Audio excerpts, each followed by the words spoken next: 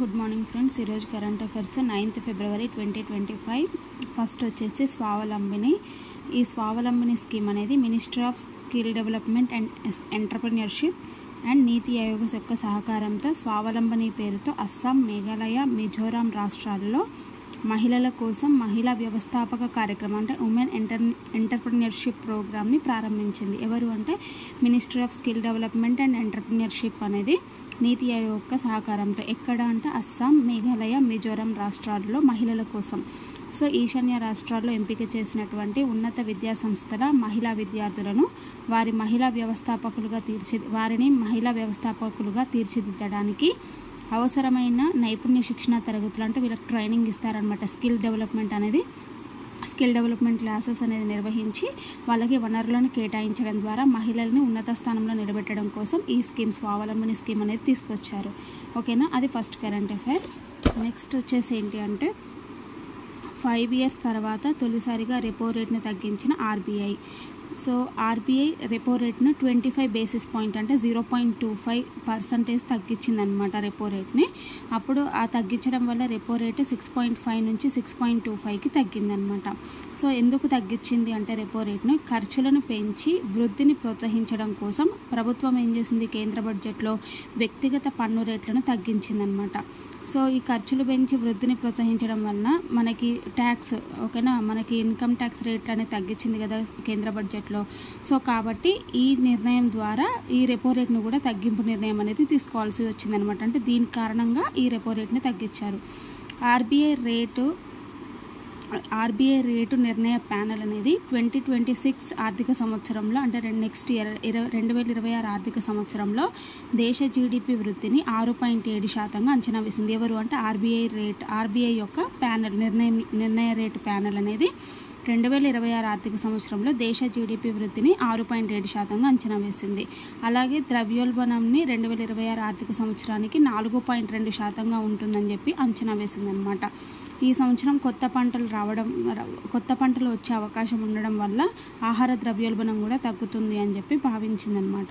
అసలు repo rate అంటే ఏంటి అంటే ఆర్బీఐ వాణిజ్య బ్యాంకులకు ఇచ్చే రుణాలపై వసూలు చేసే వడ్డీ రేటునే రెపో రేట్ అని అంటారనమాట. ఈ రెపో రేట్ అంటే repurchase agreement or repurchase option. ఓకేనా.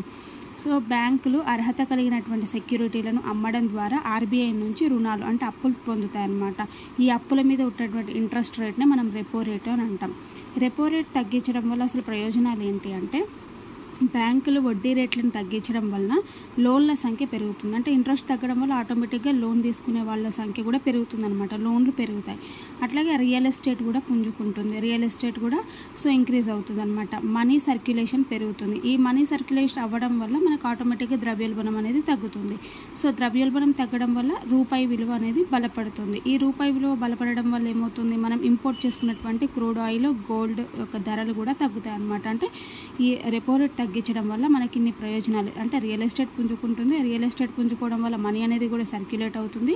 మనీ సర్క్యులేషన్ వల్ల ద్రవ్యోల్బణం తగ్గుతుంది. దీనివల్ల రూపాయి వాల్యూ అనేది పెరుగుతుందన్నమాట. ఈ రూపాయి వాల్యూ పెరగడం వల్ల మనం ఇంపోర్ట్ చేసుకున్నటువంటి క్రూడ్ ఆయిల్, బంగారం వంటి ధరలు కూడా తగ్గుతాయి అన్నమాట. అది సెకండ్ కరెంట్ అఫైర్. థర్డ్ వచ్చేసి ఏంటి అంటే పోర్ట్ విలియం పేరును ఇకపై విజయదుర్గగా పిలవనున్నారు. ఓకేనా.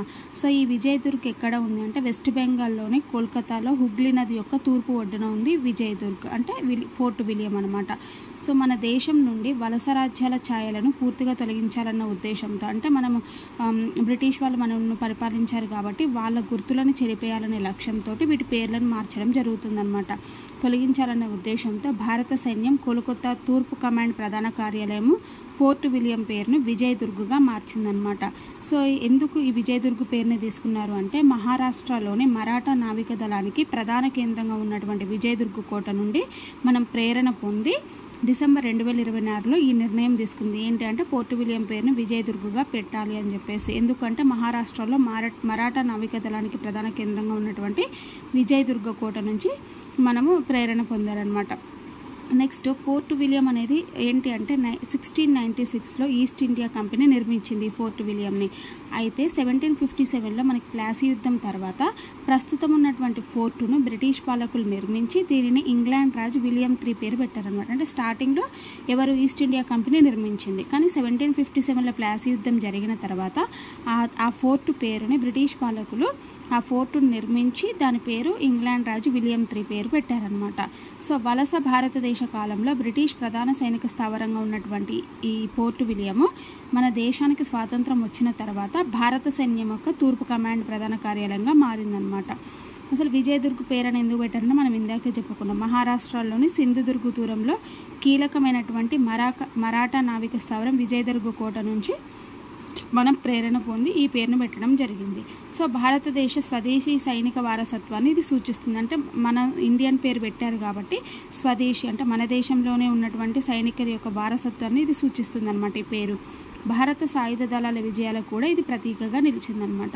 నెక్స్ట్ బ్రిటిష్ కాలం నాటి ఛాయలను నిర్మూలించాలి అన్న ఉద్దేశంతో విజయదుర్గ్తో పాటు కిచెనర్ హౌస్ పేరునేమో మానెక్షా హౌస్ అని పెట్టారు. సెయింట్ జార్జ్ గేట్ పేరేమో శివాజీ గేట్గా మార్చారు. అంటే ఫోర్ట్ విలియం పేరేమో విజయదుర్గ్, నెక్స్ట్ కిచెనర్ హౌస్ పేరేమో Manekshaw house, Saint George gate పేరేమో శివాజీ గేట్గా మార్చారనమాట. ఓకేనా. సో ఇవి ఈరోజు కరెంట్ అఫైర్స్. ఓకేనా. So thank you very much.